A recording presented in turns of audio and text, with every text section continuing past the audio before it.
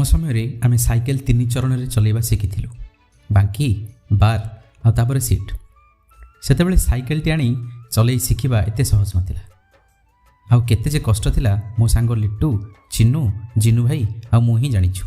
लिट्टू आ मो बापा शिक्षा विभाग रे काम करुथिबारु केवल रविवार ही आमको साइकेल मिले चलैबा पई 24 इंचर साइकेल पाखरे ठिया हेला बेलकू मुंड को सीट बाजु थाए तथापि लिट्टूर मोर बांकी शिखिबा आरंभ करिथिलु।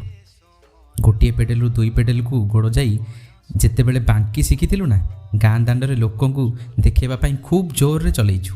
2 जनक बापा रागरे पार्टी करुथांती किंतु मने मने भारी हसीबा मु देखिछि।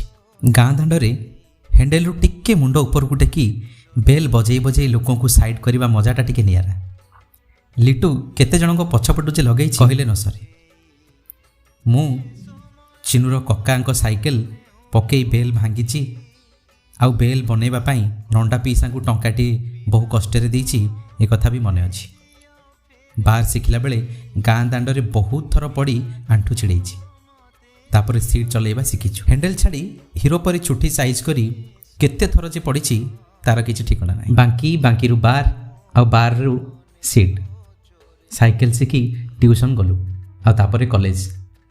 लिट्टू रास्ता रे गला बेले तेलुणी पोक पर चक्का चढ़ई ता शब्दर भारी मजा नेबाटा तार गोटे बदभ्यास थिला।